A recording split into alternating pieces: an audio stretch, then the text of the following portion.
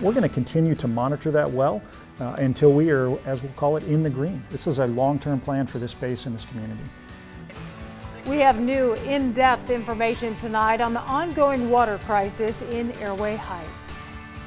Thank you for joining us, everyone. I'm Jane McCarthy. And I'm Mark Hanrahan. The Air Force now says it'll cover the cost of clean drinking water up to $700,000 for the city of Airway Heights. It has now been 6 months since widespread contamination first came to light, and the groundwater in that area is still unsafe to drink, even today.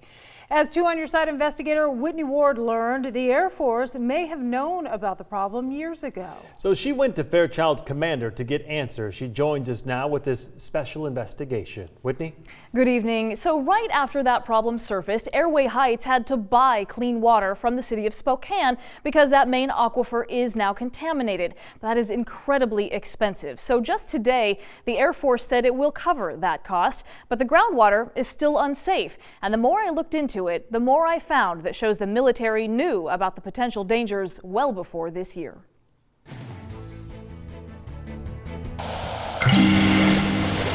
We're trying to make sure that the water is safe. 1 case per 2 people per household.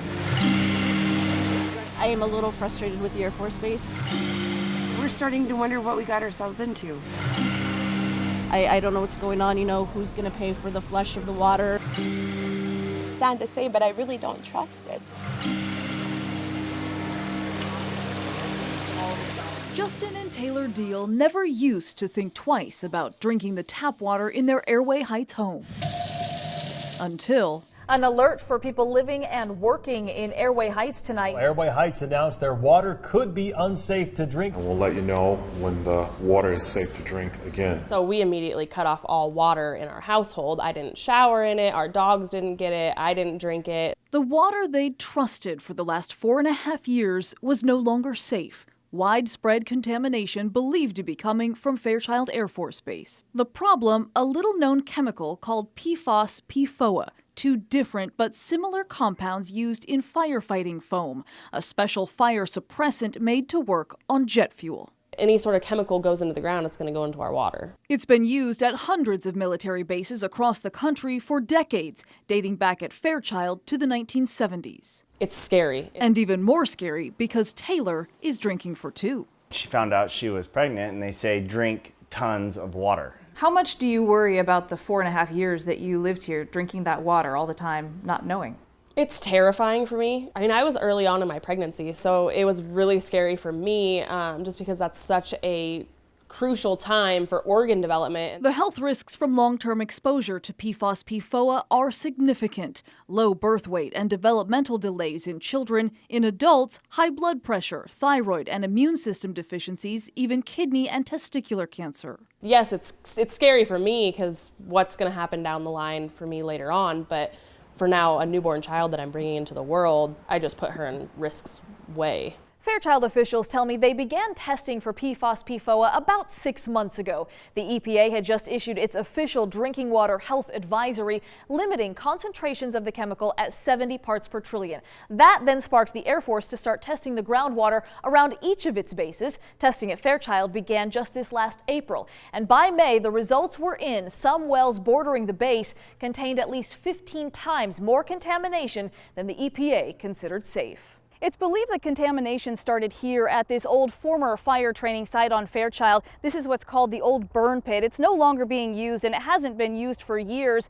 But now there are still a lot of questions about the contamination and what happens next. So to get answers, I came straight to the top. I think most of it is the unknown right now. You make our Air Force proud. Colonel Ryan Samuelson has been the Fairchild base commander since July of 2016. We have volunteers from outside of the city. For the last 6 months, he says one of his top priorities has been reassuring the Airway Heights community. The Air Force is going to be in this. We're going to stick with these residents until we determine exactly what contamination, if any, from our activities occurred and how we're going to mitigate that. He tells me the Air Force acted quickly once the contamination was confirmed. When did the Air Force know about the problems that were the result of this firefighting foam? In May of 2016, when the EPA established 70 parts per trillion, That really established the threshold in the process by which we would move forward to investigate sources. And so we tested our own internal wells, and those areas down by our firefighting were high. He's talking about that old burn pit where Fairchild conducted regular training exercises with the firefighting foam known in the military as AFFF. So we used to go out here and set fire to some things to allow our firefighters to train and to practice, and they would use that actual foam. That training ground sits just over the Grand Ronde Basalt, a massive but shallow aquifer just 200 feet below the surface. It's now believed the repeated exposure from AFFF has been leaching dangerous chemicals into the groundwater for decades. Do you feel like the Air Force did enough soon enough for all these innocent people? I think the Air Force has done a pretty good job of identifying this is a risk. If you think about it, May of 16 established the 70 parts per trillion, and in less than a year we moved out with how we were going to mitigate. But actually, the side effects of PFOS/PFOA are nothing new. In the year 2000, mega conglomerate 3M agreed to voluntarily phase out the chemical from its products after the EPA said it was likely carcinogenic, with a strong tendency to accumulate and pose a risk to human health and the environment. At the same time, the company made AFFF for the entire U.S. military, but also used those chemicals in Teflon and Scotchgard. Their agreement was to reduce the chemical content by 2010 and eliminate it by 2015. The military used the foam up until the very end. I also found internal records from the Department of Defense showing high-ranking officials knew about the adverse health effects of AFFF as early as 2001. Then Assistant Deputy Undersecretary of Defense Curtis Bowling issued this memo to multiple agencies saying the EPA found PFOS chemicals to be persistent, bioaccumulating, and toxic. He called for a meeting to discuss high-risk uses of PFOS and ideas on what should be done to reduce or eliminate its release into the environment. But again, the military continued to use the foam until it was no longer available. And in the last several years, PFOS/PFOA contamination has been identified at dozens of military bases across the U.S., impacting millions of people. And so what about problems that the Air Force had heard about in other locations? We know that these same chemicals were causing problems in groundwater up in Alaska, for example, before 2016. So why still use the foam? The foam began being pulled out of the firefighting equipment about 2 years ago. And of course, with aviation firefighting foam, it's very particular. So you had to have another source because it smothers fires with jet fuel very, very quickly and rapidly. And so until that replacement foam could come online, many areas continued to use it. For people who live here and have lived here for many years, who are saying, we've been drinking this water now for decades. It's too late now because they've already had the contamination. So what do you say to those families? Well, I'm not a health expert, I'll be honest with you. I know the Air Force, we look to the Center for Disease Control. We look to the EPA to establish those. We've encouraged folks to visit our website. It's got a number of links on there with very specific health-related questions that experts in that category can answer. Commander Samuelson tells me Fairchild, like most other bases, didn't quit using AFFF until 2015, when the EPA declared 70 parts per trillion as the safe limit for drinking water. If the Air Force knew that it was causing problems at certain bases around the country, why wait for the EPA before making some changes? Why not make the changes and stop using the foam earlier? Well, I think there's two parts. One, I think it would be very tough to find an exact date that said, all right, no longer use this. I do know that one of the things that that took a little bit longer was, what is the alternative? You can't use water, you can't use your standard firefighting foam on aviation accidents. It would be too detrimental to the public if an aircraft were to go down. If your family had lived here for decades, would you be satisfied with these answers? I'll tell you, if my family had lived here, I would be asking the same questions that you're asking me right now. Commander Samuelson tells me he's never shied away from tough questions or criticism from the Airway Heights community. Our goal from the onset of this... In fact, he was often the one answering questions at Airway Heights public meetings at the height of the city's water crisis. You yourself out there answering questions. Why was that important to you? It's important to me because this base wouldn't be here without this community. 75 years ago, this community put this base here, and I think it's important. I'm not going to turn this over to a bureaucratic organization. I'm not going to give you a Washington, D.C. number to call. I believe I represent the base here, and I think these community members have the right to know. I don't have all the answers, but we'll take any questions at our public affairs number. What are those kind of things that I can take back to the bigger Air Force as we move through this process? Because I think we need to solve this as fast as we can in a way that is very transparent with the community. But transparency is exactly what families like the Deals say has been missing from the very beginning. It's not his fault, but it's his responsibility. He is the base commander. Do you question who knew what and when they knew it? All the time. I think that they have known about it a lot longer than they are putting out, but they just didn't put the time or effort into actually testing just how bad it was. But the Deals tell me they're not sticking around to see what the base offers up as a solution. An apology goes only so far as my health. What about your investment? Your home? Do you want to stay here? No, we're leaving. You are? I don't know, we'll leave Airway Heights. Where will you go? Probably, up north. Yeah. Absolutely. I like the community up there. I know that the water is safe. So this is the nursery. Because with a baby on the way, the Deals can't help but wonder if the water near the base can ever truly be safe. And they agree it's just not worth the risk. We moved to Medical Lake when I was 4 or 5. It's a time that should have been filled with joy. Instead, Rebecca's childhood was scarred by abuse. Her family bounced from Montana to Medical Lake to Spokane and back to Montana again. All the while, Rebecca was physically and sexually abused by a family member turned predator. Yeah, it's kind of one of those things where you just kind of look back and you say, wow, how naive can you actually be? She remained naive until the night her boyfriend took her to a house party and shattered his spell. There were a lot of young girls like me that were there, and I never knew what we were doing, but I was just like, okay, well, whatever. And this girl was like, hey, do you want to try some ecstasy? Do you want to do this? And I was like, no. And she chuckled. She goes, you're going to need it. Her boyfriend pulled her aside and told her she and all the other girls there were to be sold for sex. When 15-year-old Rebecca told him no, he made it clear it was not her choice. I know your family and I know your niece and nephew, and I will murder them if you don't do this. I'm humbled and really proud to lead this organization and serve as the city's fire chief. To say that Brian Schaefer was born for this job really isn't too much of a stretch. I mean, I've been trying to develop myself and work on my career for the past 28 years. His dad was a proud firefighter in Illinois, and over the years it became clear Brian would follow the family tradition. Hello, I'm Assistant Chief Brian Schaefer. He joined the Spokane Fire Department 12 years ago, a department that also followed tradition. The focus on excellence, which is still a good value to have, but it's really hard to define. Now, just 3 months in as the official new fire chief, Schaefer is leading his department into brand new territory. Our role has significantly changed, more towards enhancing people's lives, preventing harm, and then responding to those emergency incidents and saving lives. It was an all-white male workforce, and it's not that way anymore. We're open to everyone. And that means everyone. Just a few months ago, Schaefer was heavily criticized for posting this controversial sign on the front door of every fire station in the city. Not everyone liked it when you did that. No, and I don't expect them to. You know, that's the beautiful thing about the United States. We can certainly have different beliefs, but at the end of the day, you know, it can't be something that you just don't talk about.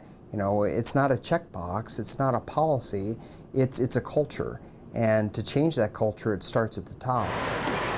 And that top-down approach has already started to trickle. Like he's made some really overt steps, and you know, as the chief now, he can do that. Maeve Griffith has been a part of the Spokane Fire Department for 18 years.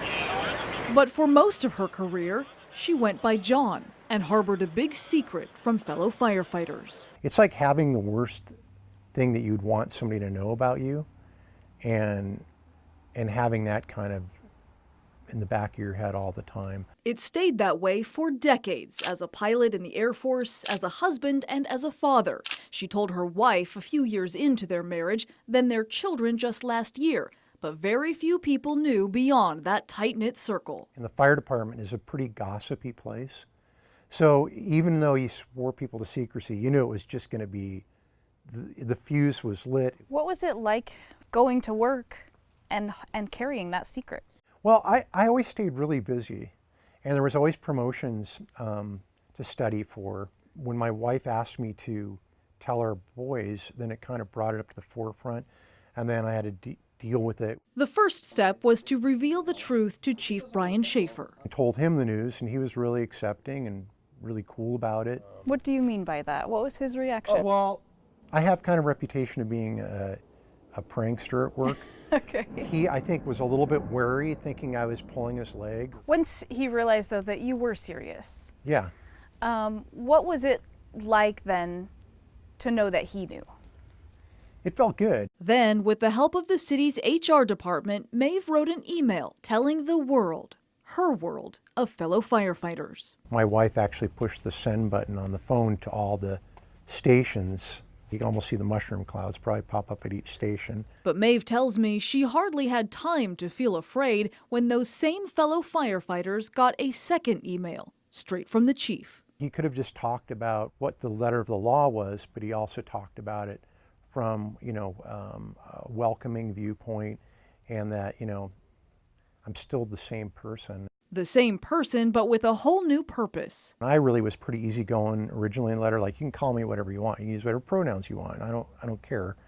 But then they said, well, you're actually setting a precedent for people who are coming after you. So you have to be really a little bit more demanding on what you want. Had you thought about that? Paving the way for others? Really, I didn't see the effect that there are people who are gay on our job now who've contacted me and said that it's really helped them to be able to tell people about who they are. And that was, I didn't see that coming. Now she hopes to keep on paving as the newest captain of Spokane Station 3. Part of coming out too is that we're a diverse community, right? And the fire department should be reflective of that community, to some degree, for sure. And really right now it's not, but it's moving that way. For Chief Schaefer, it's part of a much larger goal, not just to include the transgender community, but everyone. The best thing that we can do for our organization, instead of surrounding ourselves with likeness, is to embrace diversity and purposefully recruit and bring people in that have different perspectives. Part of recruiting is going out and actively seeking out people, but it's also being an organization that people want to come and work for who might seek you out. So how do you marry both of those to increase diversity on your workforce? Well, you really have to make it a priority, but it does start here. So I've made the statement multiple times, we won't accept any intolerance at all. For Maeve, it's exactly the kind of new direction that before she'd barely even dared to hope for. What does it mean to you that your new chief, Brian Schaefer, is making these very deliberate steps? Not baby steps, but noticeable steps. Well, I think he is willing to change a culture that's really on the cusp of change anyways. He's really looking at things that we used to do that were traditions that were just stupid to keep doing. And I think he's really he's willing to say things are stupid and we shouldn't do it. And in many ways, all those old ways of doing things led both of them to right here, right now, where tradition is changing. How many cars do you think you stole? 40. 40? Maybe 60. That seems like a lot. Yeah. Sievertson's rap sheet includes everything from burglary and theft to numerous drug-related charges, possession of stolen property, riot, and escape. Mr. Sievertson, you're aware those rights apply to you. In 2004, he appeared on KREM 2 News after kicking the window out of a Geiger Corrections van and escaping. We interviewed him from jail after he was arrested. It was pretty dumb. I didn't have a getaway plan. It was really stupid. I didn't think. I didn't realize I had even done it. until I was running away. In all, Severson spent roughly 11 years behind bars, but he says that life is behind him. He's sober and now lives a productive life, working to connect recently released inmates with housing. Do you ever look back kind of at your previous life and have regrets or feel bad? Oh, yeah. Yeah, I'm sorry. Totally sorry.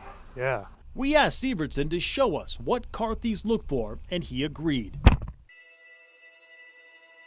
It is the crown jewel of the Northwest landscape.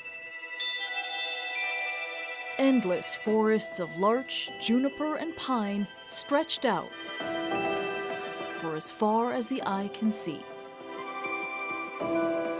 Home to countless birds and animals, and a timeless place of recreation and refuge. Many of these trees have been standing for decades, but as each year passes, there is a growing threat. Devastating and unprecedented wildfires not only threatening the trees themselves, but taking direct aim at the entire landscape as we know it.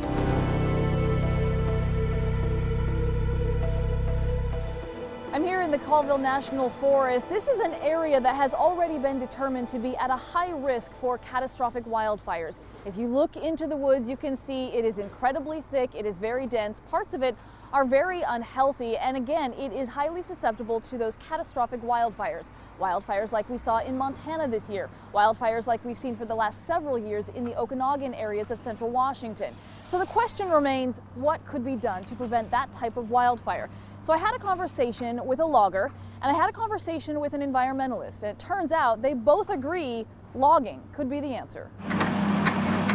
It's not just a black and white story. It's not just clear cut or pretty forests. It's either we manage it or we're going to have consequences. To truly understand the landscape of Washington and Idaho forests, you have to take a closer look.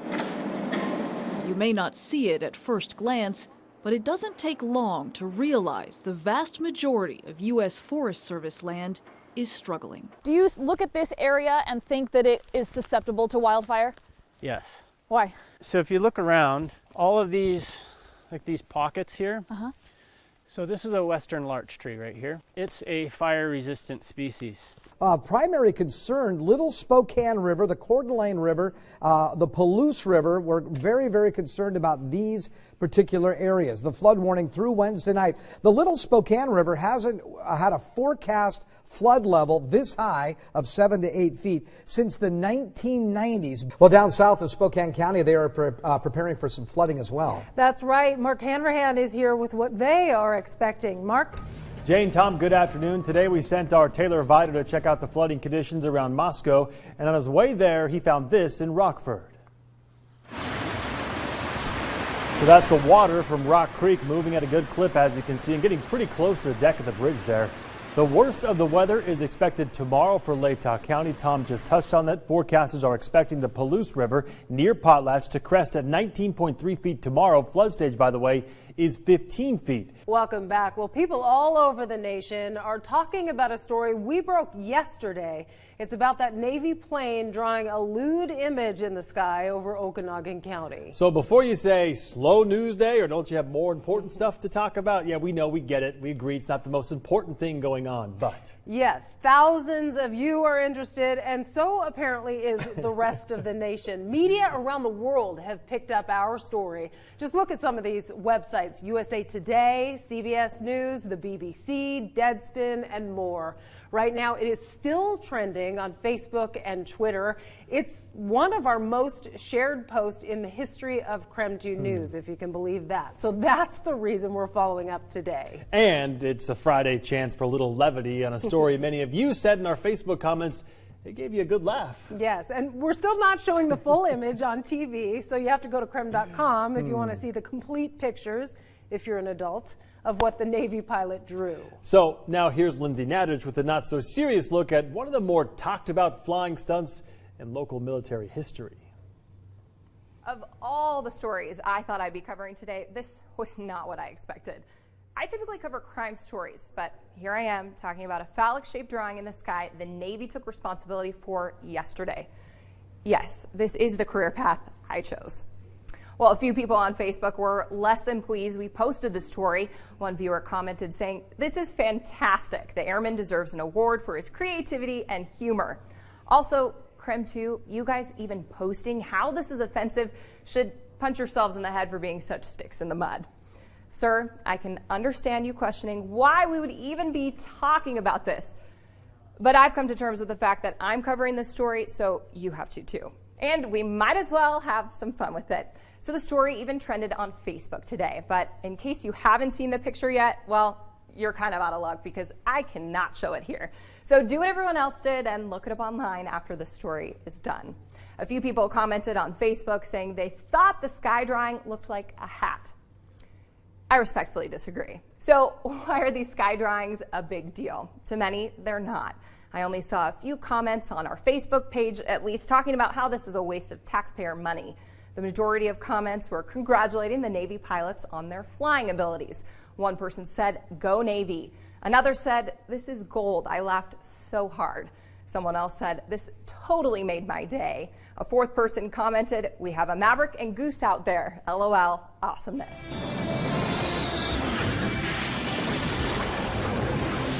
So this isn't the first time we've seen pilots have a little trouble following the rules. But in all seriousness, what are the rules? This map shows the phallic-shaped drawing was done in the Okanagan Military Operation Area, or the MOA. The Federal Aviation Regulation Manual has a section on reckless operation, but nothing I could find on obscene sky drawings. In looking at the photo, we also noticed this may have been the pilot's second attempt at drawing this. In one of the photos, you can see a failed attempt where the dimensions aren't quite right, so the pilot tried a second time to get it just right. We texted with one F-16 pilot who will remain anonymous. They said they were impressed because this is difficult to do and said the pilot is approaching legendary status in the military. Most people on social media were also just impressed the pilot had the skills to draw it. One Facebook comment reads, "The United States has some skilled pilots." But the Navy is not taking this lightly and said they're investigating this flight. In a statement released today, Navy officials said the actions of this aircrew were wholly unacceptable and antithetical to Navy core values. We have grounded the aircrew and are conducting a thorough investigation, and we will hold those responsible accountable for their actions. The Navy apologizes for this irresponsible and immature act. The Navy apologizes to anyone who was offended by this unacceptable action. So whether you were offended or think this was funny, it definitely caught a lot of people's attention. In studio, I'm Lindsay Nadrich, Creme 2 News. Yeah, people are talking about it. I suspect everyone in the Navy, or a lot of people in the Navy, now know who this pilot is. And some will be applauding them and some not I so suspect much. most will be applauding. It's almost artistic. I would kind of compare it to dance in a certain capacity. There's something very, very beautiful and fulfilling about being able to get to the top of a climb. It was something that I really felt effortless doing. And I loved that it was such a whole body and whole mind kind of activity. It really takes kind of everything to be in the moment and to be able to get to the top of a wall. For some, the first step in discovering their potential is making peace with their limitations. I was never really much of an athlete. Hannah Tolson knows that from experience. I was pretty uncoordinated, so I never really found a sport that suited me. Thanks to the insistence of a middle school athletic director, everybody had to try a sport. And a nearby rock climbing gym. Our middle school was about 5 minutes away. She found her passion and discovered just how good an athlete she really is. I tried that and I fell in love with it. That's how Hannah began her ascent. The rest is history, I guess. When the Phoenix native clipped in for the first time, she did so with no expectation that a successful career in the sport would follow. I thought it was kind of too old to jump into it and to really achieve something great. It took just 2 years to dispel that notion.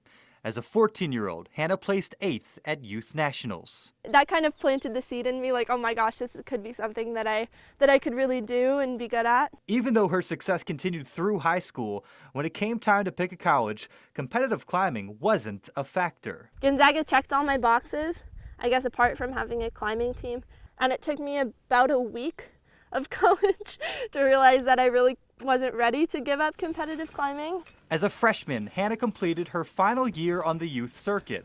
With that stage of her career winding down, she came up with a plan. We need to start a climbing team. In order to compete in USA Climbing's Collegiate Nationals, you have to belong to a club team. Before Hannah's arrival, Gonzaga did not have one. This year, Hannah changed that. In March, soon after forming the club, she competed for the first time as its lone representative. Hannah won. Shortly thereafter, she earned an invite to nationals. Meanwhile, a different Gonzaga team was making its own historic run.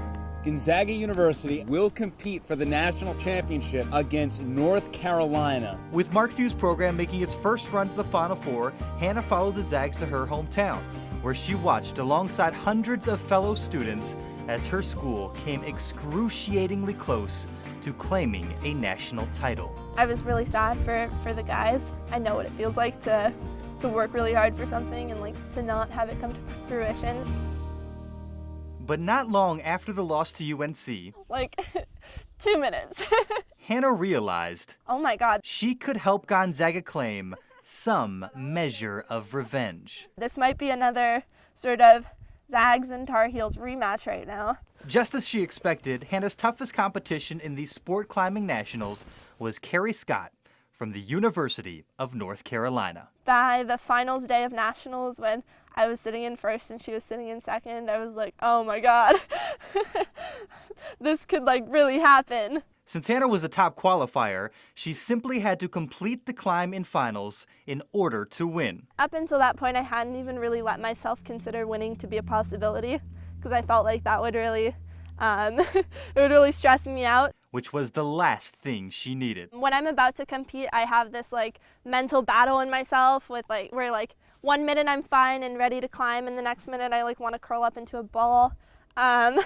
So it's an emotionally exhausting experience. Hannah climbed last, with 22 other competitors going before her, which meant waiting over 3 hours for her turn in earshot of the arena. Towards the end of the order, you start to hear more cheers from the crowd because people are getting up higher on the climb. The last climber before Hannah was her Tar Heel rival, who made it all the way to the top. That's kind of when I realized, like, all right, game on, like I have to do this thing too now. By the time Hannah began her ascent on April 29th in San Diego, the hardest part was already behind her.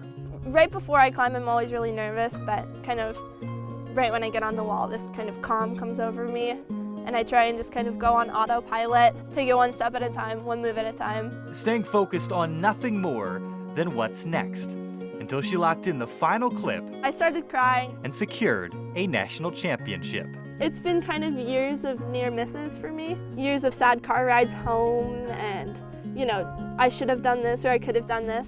It was retribution, I would say. Claiming the title for herself and for her school. I love representing Gonzaga, and I think it might be part of the reason why I was able to kind of pull it together and take the win this time. Last month, Hannah Tolson gained a clear understanding of her potential by reaching the pinnacle of collegiate climbing. In 3 years, she will set her sights much higher. Rock climbing was added to the list of events in the 2020 Summer Olympics. I have to think, like, why not me? That's kind of how I approach everything. I think it's easy to kind of get caught up in what everyone else is doing and how awesome everyone else is. So, I mean, why not me, you know? It's happened before, why not again? It's good to see you. Steve Gleason, gracious enough to sit down with me to talk about everything from family and vulnerability to what I call the currently hot inland Northwest weather. You don't know anything about hot. Probably true, especially when comparing our hot, not very humid streak to a sticky New Orleans summer. New Orleans is my home, but my blood flows with the mountains and rivers of the Northwest. No white flags. It's good to see you here. We've learned Steve isn't about to give up, even in the face of ALS. His mom tells me that's the way Steve was born. But I'm willing to bet a little of New Orleans has rubbed off on Steve, too. This city breeds and attracts unique, outrageous people, innovative people who see opportunity where others see chaos, persistent people who rebuild when their city or their lives fall apart, fierce people who protect what they love, and love a great deal. They love and are clearly loved by this guy. It seems the kid from Spokane ended up exactly where he needs to be. I've got Emily from Lewis and Clark High School. Got Evan over here from Gonzaga Prep. It's our pleasure to present to you a check for $21,200. Oh my gosh, that's a record. That is a record. Oh. That is a record, and that's enough for 1,060. 1,060 families are going to have a Thanksgiving meal. All right, thousands of families will have a Thanksgiving dinner this year, thanks to many of you, everyone who donated to Tom's Turkey Drive. It's a big deal. Today, families picked up those dinners for the holiday at the Spokane Arena. 7,500 complete Thanksgiving meals were distributed today here at Spokane Veterans Memorial Arena. Great morning here at Fairchild Air Force Base as the spouses groups and their volunteers spent hours packaging up all the Treats to Troops packages. More than 350 packages already on their way around the world to the men and women serving overseas. And we say thank you to everyone who took the time to make a card or drop off an item. Know that the treats are being put to good use because the men and women may get a little bit of the inland Northwest somewhere in the world. We so appreciate your service. We wanted tonight, on behalf of CREM 2, we were able to grant you a little bit of money. And you know how I feel about the group, Tony. And so tonight, on behalf of CREM 2 and all of us, we say thank you very much. And these are my helpers here. We are granting you $8,000 to continue this mission. We couldn't do it without you. We couldn't without you. So, and you know, this means so much more than just a trip for these vets. These flights change their lives for the better. Very easy to do. Walk into any area Rosars, look for the pink stripe bags, inside a week's worth of diapers and wipes. You pick it up, you take it to the checkout stand, $10 donation. They will take the bag and deliver it to the Vanessa Behan Crisis Nursery. I mean, it makes such a difference.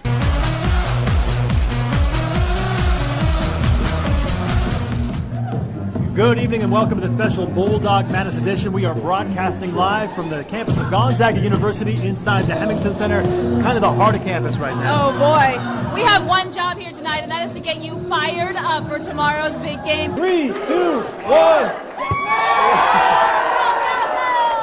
Oh boy. It tastes good at least? Fantastic.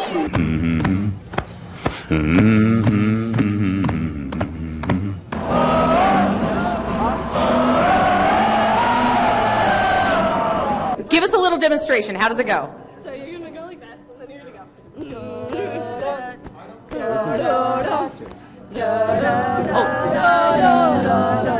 This is called Fan Fest, where we are right now. A lot of people, you may have seen these pictures posted online. A lot of people taking pictures with this bracket. Who's our team, Isla?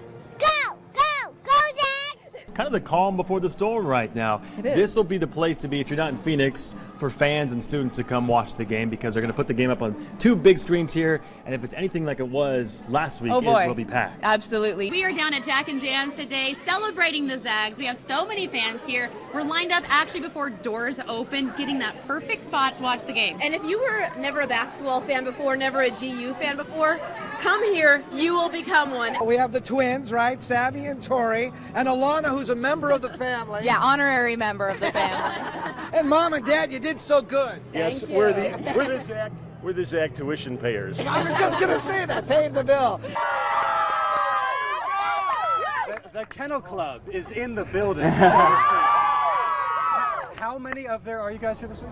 700. And you were just saying that it sold out in what, 2 minutes? 2 minutes, less than 2 minutes. What was that like? What time did they start selling tickets? 5 p.m. on Monday, and it was insane. I was just standing at my computer shaking. Like, so nervous. So so nervous. What's the technique? What did you have to do to make sure you got a ticket? It was kind of like sitting on the page and refreshing every 10 seconds and hoping it finally popped up and you put in your information as fast as you can. Hoping the internet didn't go out.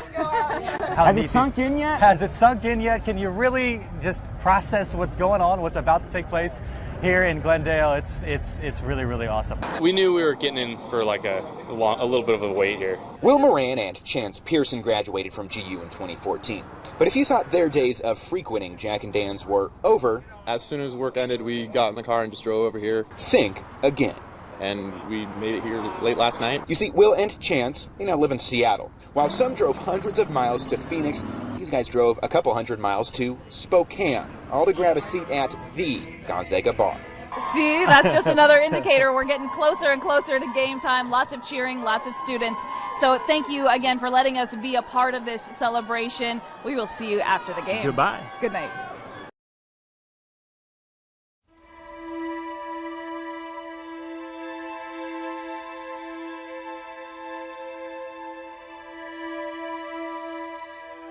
We'll be praying for every single person involved in this. Absolutely. We're going to band together as a community. We all feel the loss, and I just prayers. Everyone pray for these children and their parents. They need it. It is unreal. It's a sad day here in Freeman for many parents and students.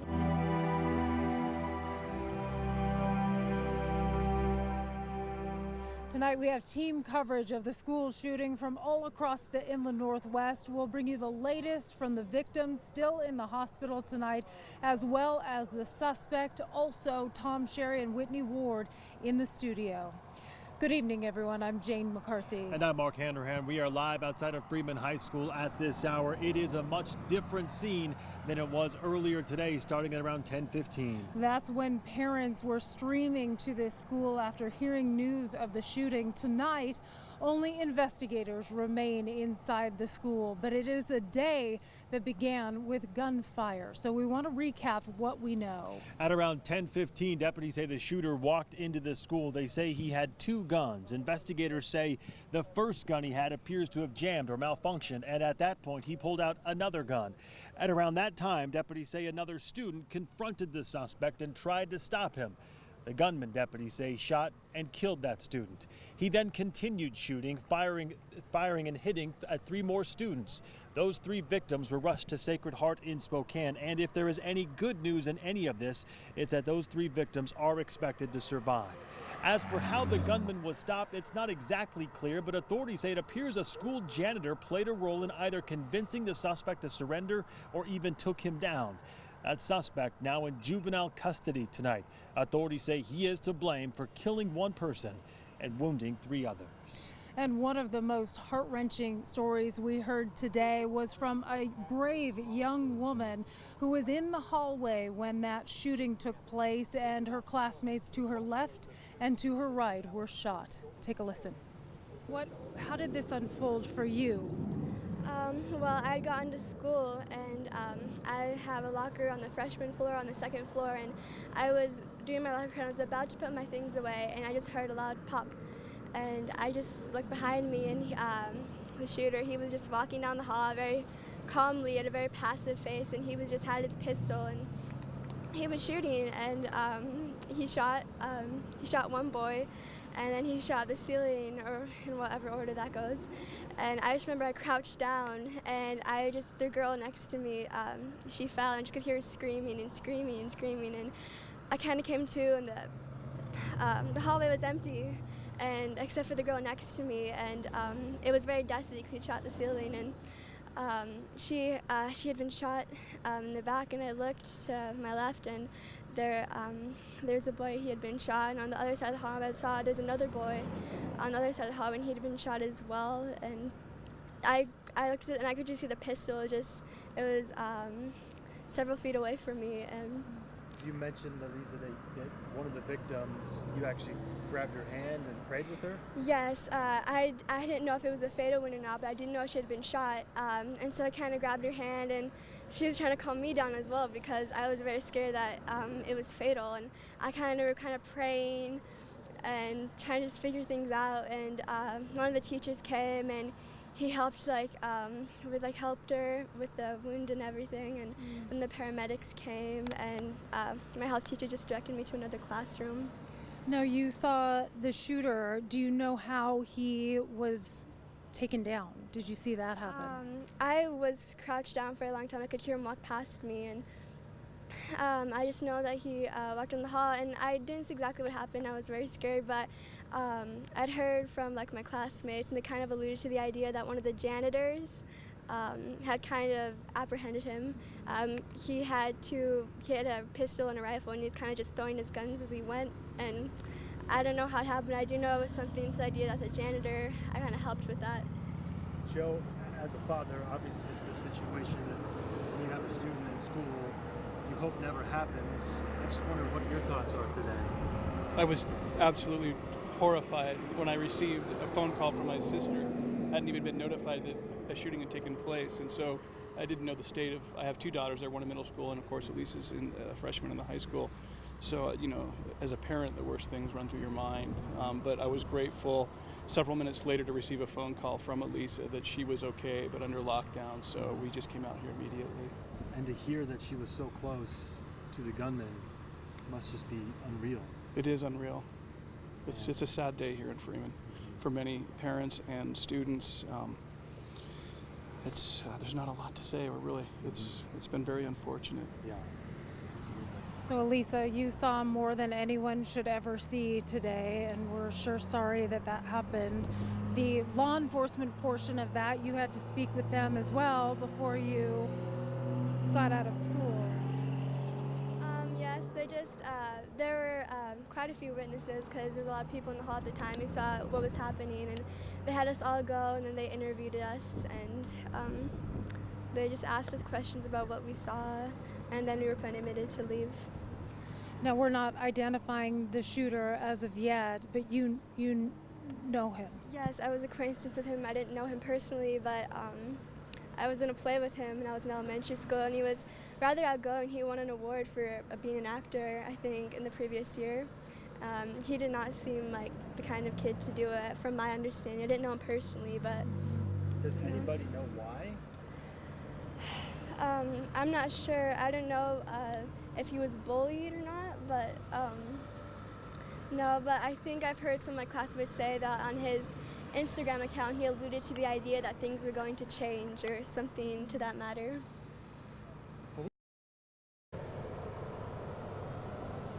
And that was Elisa and her father you just heard from. One thing we discussed, Jane and I, earlier was just how much composure that young girl had during just terrible circumstances. She mentioned reaching down and praying with one of the victims who she said was shot in the back.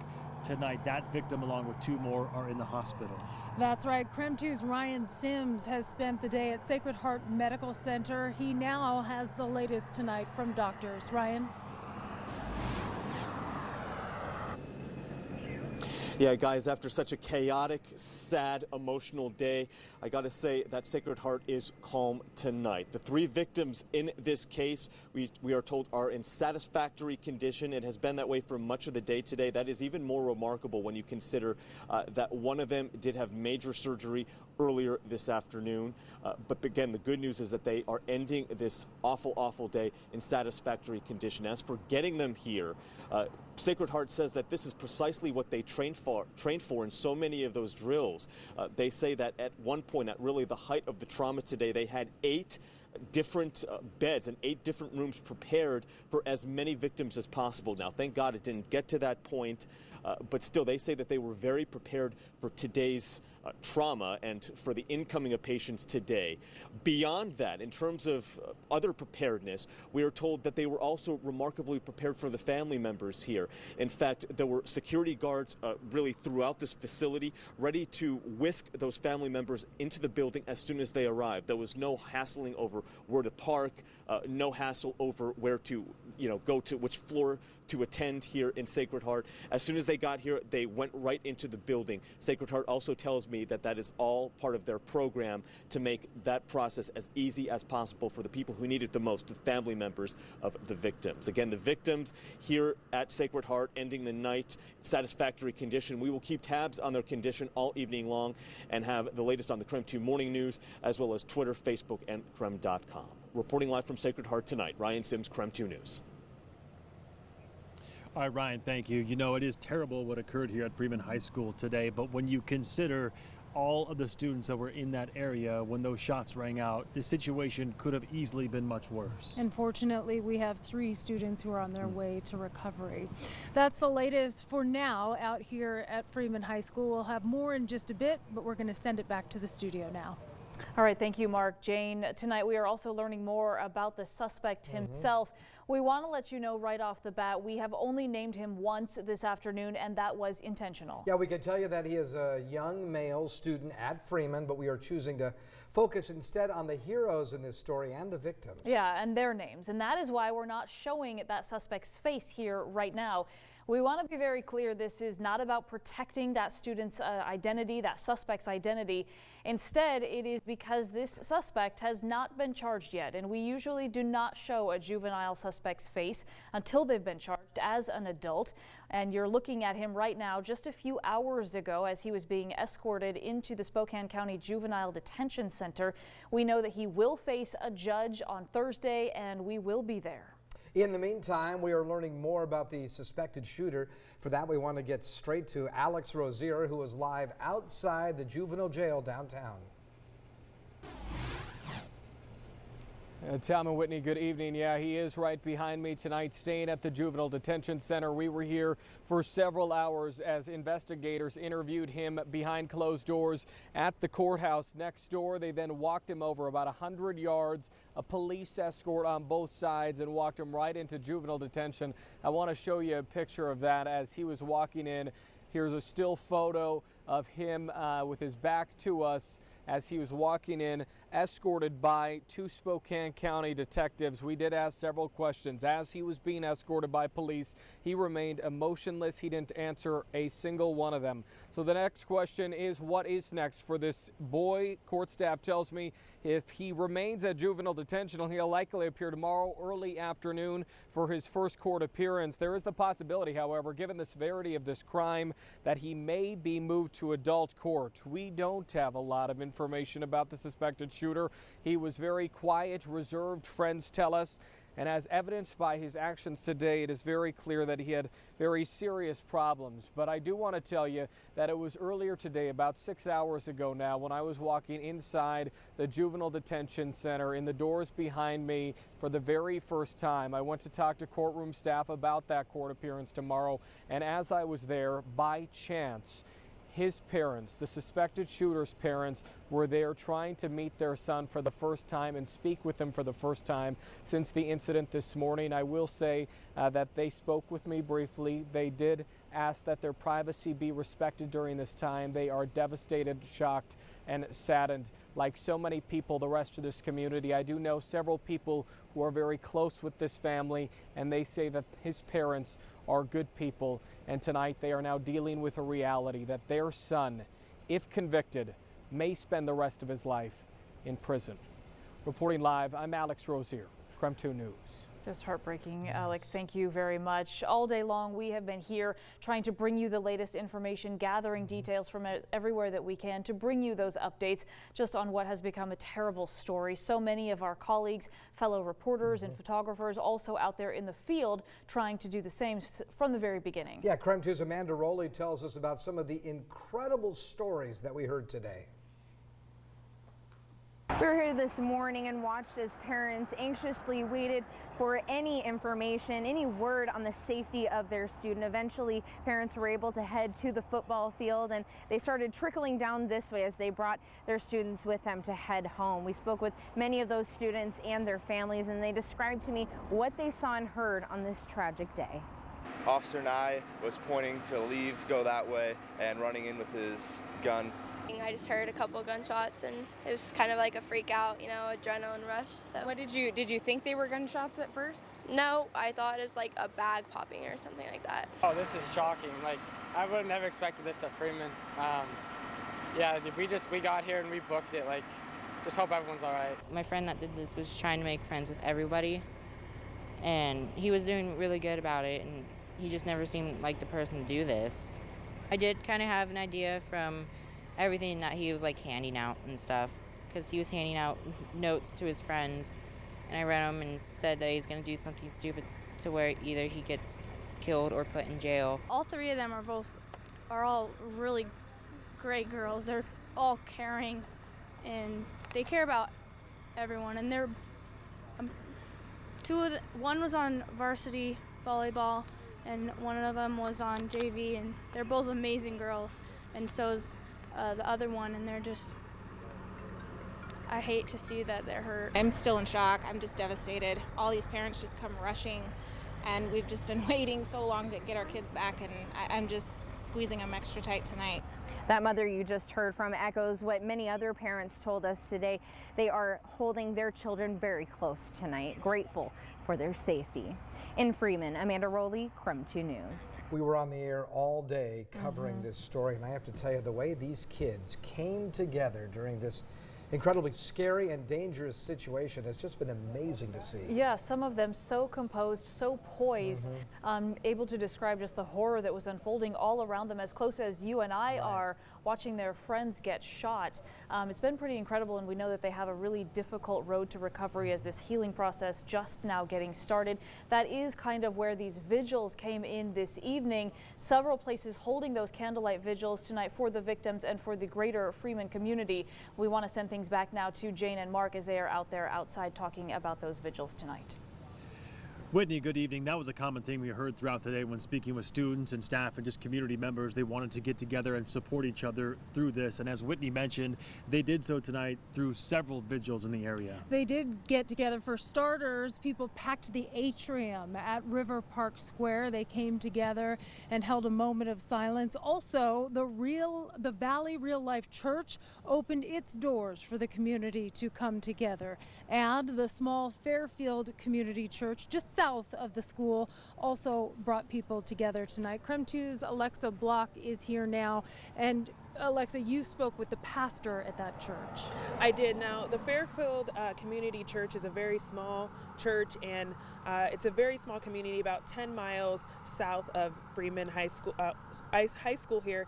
And this tragedy hits very close for those people who live there. Locals got together tonight at the Fairfield Community Church to just be together. They packed into the small church and sang.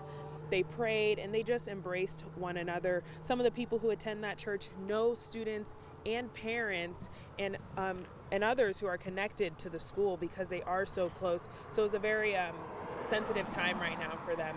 Pastor Paul Anderson said he wanted to give people a chance to reflect on what happened and pray for those who are hurting right now. Well, I heard what had happened early this morning, and after I'd heard that and thought about it and been praying for all of us and with all of us, I thought we need a place to gather and to be one with another in a time like this. And it's so important that we have each other during these times. Everyone is probably got something to say after this and some emotions so it's important for us to be there and to pray with and walk beside, and I think sometimes just to be with. Now, just to reiterate, Pastor Anderson just is really encouraging people to come together right now. He says that's so important. Yes, Alexa, thank you very much. It is important that people are opening their doors for places for people to gather. Also, River Park Square tonight opened its doors, and people gathered and held a moment of silence there. That's right. KREM 2's Laura Papetti was actually involved in organizing that vigil tonight, and she has more on how the victims were honored there tonight. You know, when people walked into River Park Square tonight for the candlelight vigil that started at 7 o'clock, people were visibly shaken. It had been a very long day. People were tired. They were confused. Parents had been so scared. This morning when they got the news, students had been through a crisis that's almost unimaginable. So when they arrived here today, there was so much visible fear and confusion. And then by the time that it ended tonight, people were talking and coming together and taking a few minutes to enjoy each other's company. And that really was the purpose of tonight's vigil. Number one was to show the community of Freeman that people are here. They will be here for the long haul. This is a long recovery process. And it was also a chance for people. We had so many people from the Freeman community come here tonight. They said they needed a place just to be and to think about those and themselves who had been through this crisis today. And we had a pastor here who came from Mosaic Fellowship, a church in town. They came and spoke about enjoying the time that you have and being grateful for being with family and friends, and to take that time to hug the person next to you and to go home and hug your kids and be grateful for the fact that you have the chance and the opportunity to do that tonight.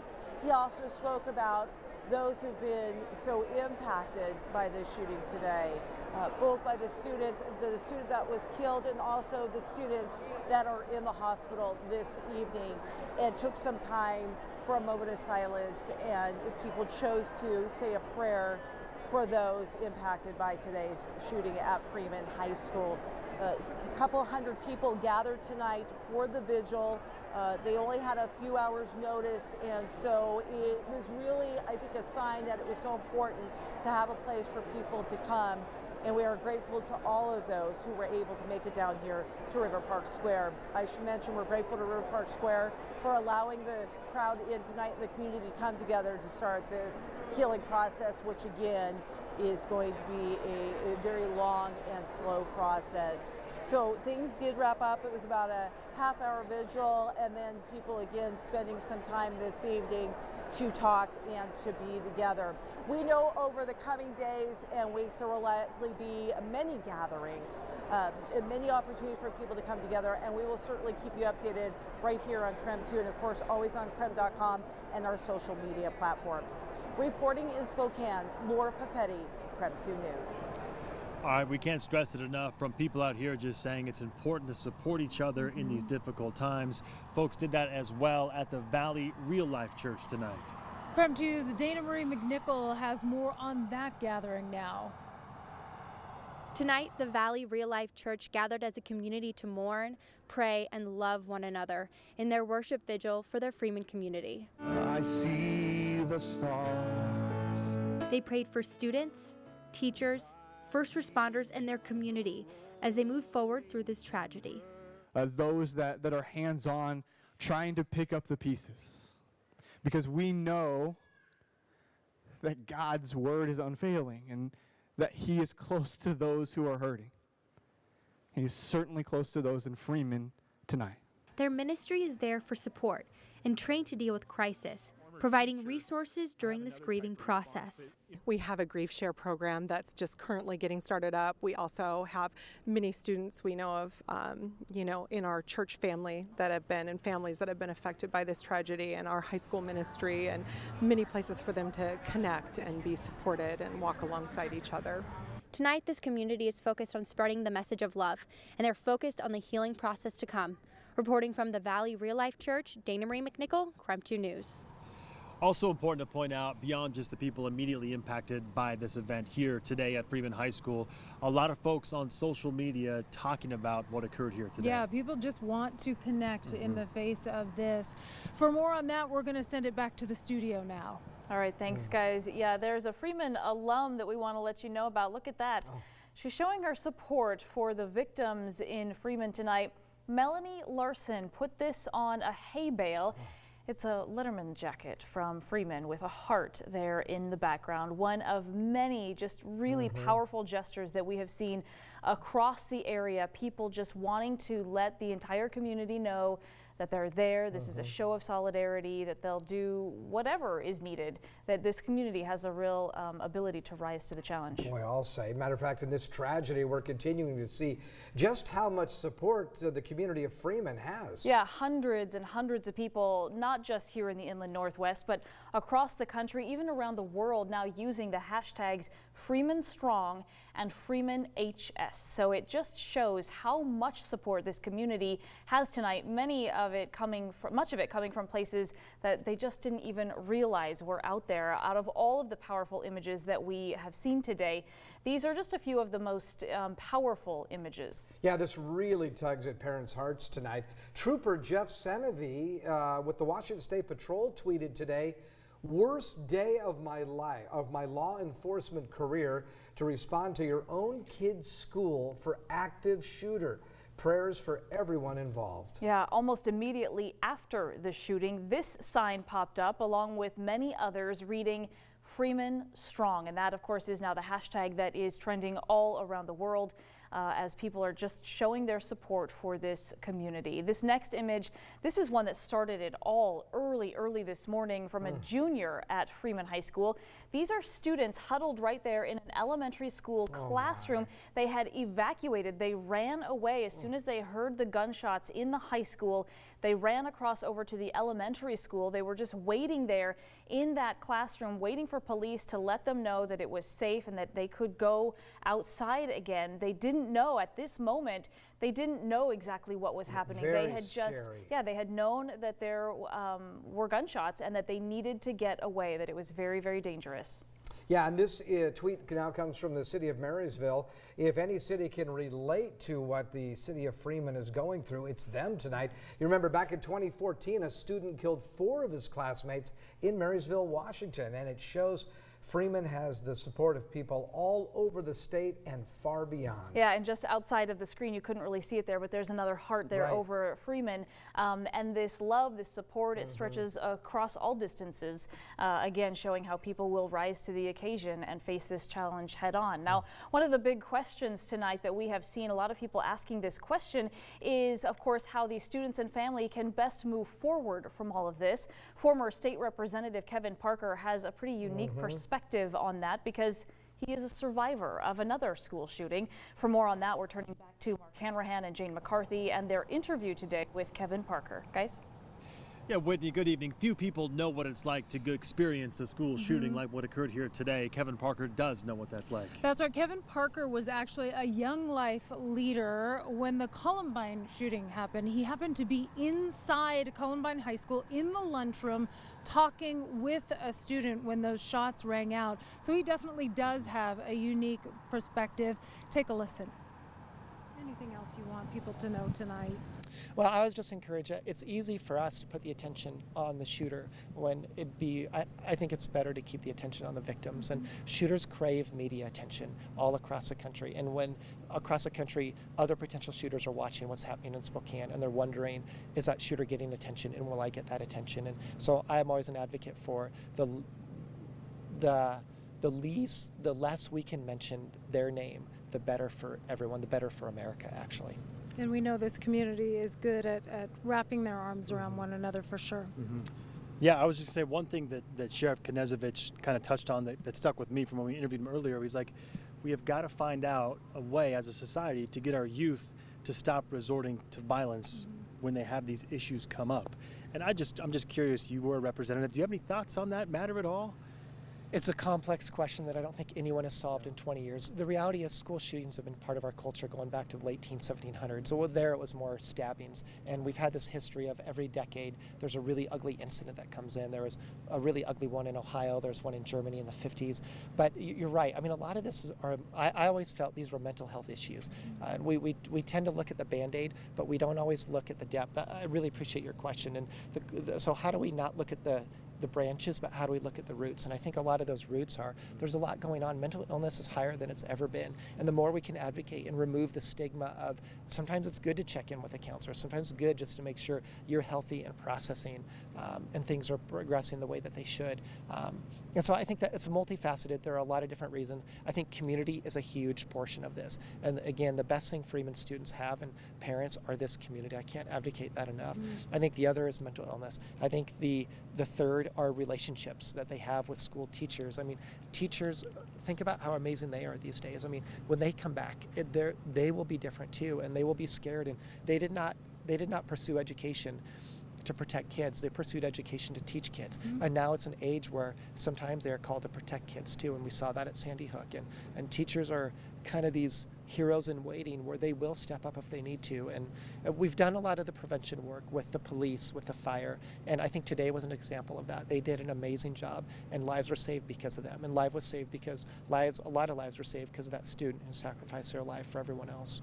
But all that being said, it's very complex, and I know people are still researching the heck out of this thing.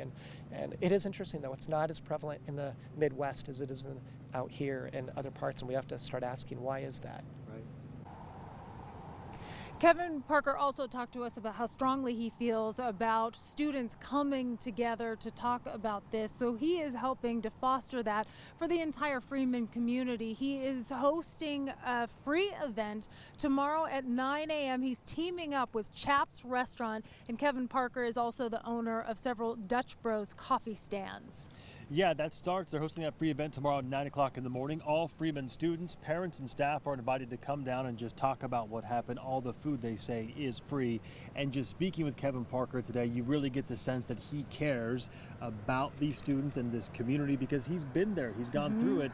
And he even mentioned to us, if someone wants to reach out to them, he would be more than willing to speak with them about what happened. He definitely has some great advice, for sure. All right. We'll send it back to you, Whitney and Tom.